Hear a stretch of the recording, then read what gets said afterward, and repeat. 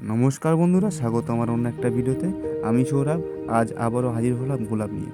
তো বন্ধুরা বলে রাখি, এবার আর ঘাস মিলিয়ে নয়, আমি মাটিতেই করছি। তো দেখতেই পাচ্ছ, খোলাম কুচি আমি আগে থেকে দিয়ে রেখেছি। এবার দিয়ে নিলাম মাটি।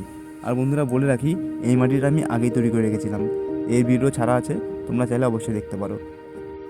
তো বন্ধুরা দেখতেই পাচ্ছ, মাটি আমি দিয়ে নিচ্ছি।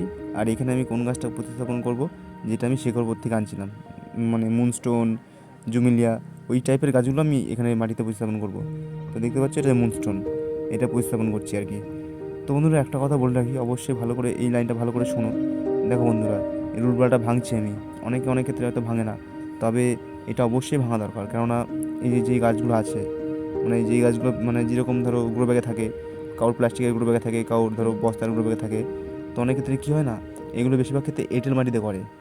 তো আমরা যেই মাটি দিই, আর এঁটেল মাটি থাকে না, শক্ত থাকে, ওর জন্য অনেক সময় এঁটেল মাটি থেকে শিকড়টা ছাড়ে না আর কি। তো ওর জন্য গাছটাও ভালো মতন খেলতে পারে না, গাছ ডাইবেগে চলে যায়। তো যাতে সেই প্রবলেমটা না হয়, ওর জন্য অবশ্যই রুট বলটা ভেঙে দিতে হবে। সামান্য মাটি থাকলে অসুবিধা নেই, কিন্তু যে পুরো যে মাটির সমেত তুমি মানে গ্রো ব্যাগ থেকে খুলে বসিয়ে দিলে, ওরকম দিলে হবে না, তোমাকে কিছুটা ভেঙে নিতে হবে। তো যেরকম আমি ভেঙে নিলাম, তোমরা সেরকম একটু ভেঙে নিও। তাহলে কী হবে বলো তো, জল ফল দিলে পরে ধরো গাছের সাথে এই যে মাটি দিচ্ছি, সেই মাটির সাথে ভালো মতন অ্যাডজাস্ট হয়ে যাবে আর কি। অনেক ক্ষেত্রে অনেকে বলে, ঠিক আছে, তবে আমি আমার মনে মনে হলো তাই বললাম। তো এবার জল দিয়ে নিচ্ছি। তো এতক্ষণ ধরে দেখার জন্য বন্ধুরা অনেক ধন্যবাদ। অবশ্যই সঙ্গে থেকো, পরবর্তী আপডেট অবশ্যই শেয়ার করব। তো সবে তো শুরু, এখন খালি জল দিলাম, এরপরে তো আরও খেলা বাকি আছে, পরবর্তী আপডেটে অবশ্যই শেয়ার করব।